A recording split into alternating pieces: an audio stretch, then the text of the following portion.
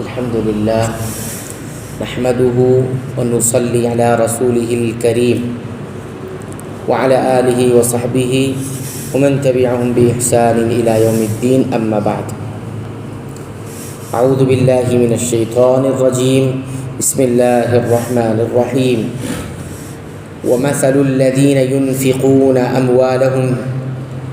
أموالهم ابتغاء مرضات الله وتثبيتا من أنفسهم كمثل جنة بربوة أصابها وابل فآتت أكلها ضعفين فإن لم يصبها وابل فطل والله بما تعملون بصير۔ سورہ البقرہ آیت نمبر 265۔ ان لوگوں کی مثال ہے جو اپنا مال اللہ تعالیٰ کی رضامندی کی طلب میں دل کی خوشی اور یقین کے ساتھ خرچ کرتے ہیں، اس باغ جیسی ہے جو اونچی زمین پر ہو اور زوردار بارش اس پر برسے اور وہ اپنا پھل دوگنا لائے، اور اگر اس پر بارش نہ بھی پڑے تو پھوار ہی کافی ہے، اور اللہ تعالیٰ تمہارے کام دیکھ رہا ہے۔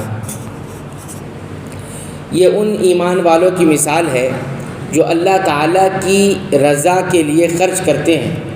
ان کا خرچ کیا ہوا مال اس باغ کی طرح ہے جو پرفضا اور بلند چوٹی پر ہو، اگر زوردار بارش ہو تو اپنا پھل دوگنا دے، ورنہ ہلکی سی پھوار اور بارش اور شبنم بھی اس کو کافی ہو جاتی ہے۔ اس طرح ان کے خرچ بھی چاہے کم ہو یا زیادہ اللہ کے ہاں کئی گنا اجر و ثواب کے باعث ہوں گے۔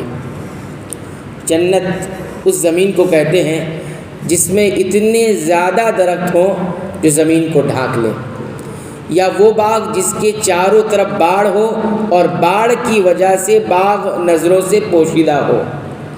جنت ایسی زمین کو کہتے ہیں جس میں بہت زیادہ پیڑ ہوں، اتنے پیڑ ہوں کہ باغ کی زمین ہی نظر نہیں آ رہی۔ اسی طرح کہتے ہیں کہ وہ باغ جس میں باڑ لگا دی گئی اور باڑ ایسی لگائی گئی کہ باغ نظر نہیں آتا، تو اس کو جنت کہا جاتا ہے۔ اور جن جو لفظ ہے یہ اسی سے بنا ہوا ہے۔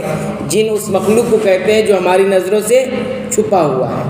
اسی طرح جنین، پیٹ میں جو بچہ ہوتا ہے اس کو بھی جنین کہتے ہیں، کیونکہ وہ بھی نظر نہیں آتا۔ اسی طرح پاگل پن کو جنون کہتے ہیں۔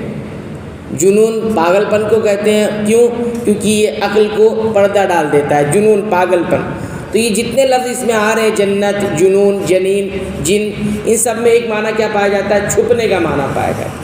اسی لیے جنت کو جنت کہا جاتا ہے، کیونکہ وہ زمین اور جنت بھی ہماری نظروں سے ابھی چھپی ہوئی ہے، پوشیدہ ہے، اللہ نے اس کو دکھایا نہیں ہے، تو اس لیے اس کو جنت کہا جاتا ہے۔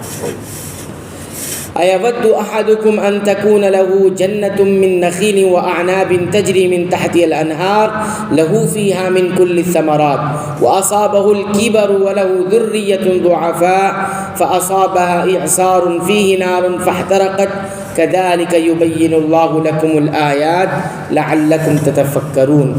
کیا تم میں سے کوئی بھی یہ چاہتا ہے کہ اس کا کھجوروں اور انگوروں کا باغ ہو جس میں نہریں بہہ رہی ہوں اور ہر قسم کے پھل موجود ہوں، اس شخص کا بڑھاپا آ گیا ہو اور اس کے ننھے سے بچے بھی ہوں، اور اچانک باغ کو آگ لگ جائے، بگولا لگ جائے جس میں آگ بھی ہو، بس وہ باغ جل جائے۔ اس طرح اللہ تعالیٰ تمہارے لیے آیتیں بیان کرتا ہے تاکہ تم غور و فکر کرو۔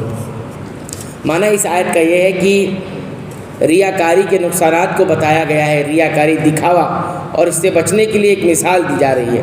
جس طرح ایک شخص کا باغ ہو جس میں ہر طرح کے پھل ہوں، یعنی بھرپور آمدنی کی امید ہو، وہ شخص بوڑھا ہو جائے اور اس کے چھوٹے چھوٹے بچے بھی ہوں، اور بڑھاپے کی وجہ سے محنت و مشقت سے وہ آدمی عاجز بھی آ چکا ہو، بے بس ہو چکا ہو، اولاد بھی اس کے بڑھاپے کا بوجھ اٹھانے کے بجائے خود اپنا بوجھ اٹھانے کے قابل بھی نہ ہو، بچے چھوٹے چھوٹے ہیں، یہ بوڑھا ہو گیا۔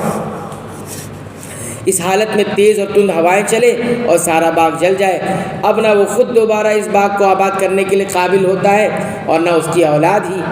یہ حال کس کا ہے؟ ان ریاکار خرچ کرنے والوں کا قیامت کے دن ہوگا۔ نفاق اور ریاکاری کی وجہ سے ان کے سارے اعمال اکار چلے جائیں گے، برباد ہو جائیں گے، جبکہ وہاں نیکیوں کی شدید ضرورت ہوگی اور دوبارہ اعمال خیر کرنے کی مہلت اور فرصت نہیں ملے گی۔ اللہ تعالیٰ فرماتا ہے کیا تم چاہتے ہو کہ تمہارا یہی حال ہو؟ عبداللہ ابن عباس، حضرت عمر نے اس مثال کا مصداق ان لوگوں کو بھی قرار دیا ہے جو ساری عمر نیکیاں کرتے ہیں اور آخری عمر میں شیطان کے جال میں پھنس کر اللہ کے نافرمان ہو جاتے ہیں، جس سے عمر بھر کی نیکیاں برباد ہو جاتی ہیں۔ تو دونوں معنی یہاں پر کیا ہے، زندگی بھر نیکی کرتا رہا، آخری وقت میں جب موت کا وقت قریب آیا اور شیطان کے جال میں پھنس گیا اور کچھ ایسا کام کر دیا جس کی وجہ سے پوری زندگی کی نیکی ختم ہو گئی۔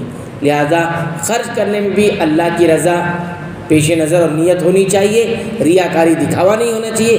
ایسے ہی نیکیاں کرتے ہوئے نیکی کرنے کے بعد اس کی حفاظت کی بھی جو ہے بہت زیادہ فکر مندی ہونی چاہیے، اور خاص طور پر جب انسان بوڑھا ہو جائے، موت کے قریب آ جائے، تو ایسے وقت میں ایسا کوئی کام اور ایسا کوئی راستہ اختیار نہ کرے جس سے گمراہی آ جائے اور عمر بھر کی نیکی ضائع ہو جائے۔ اللہ تعالیٰ سے دعا، اللہ تعالیٰ ہمیں ان تمام چیزوں سے بچائے، محفوظ رکھے۔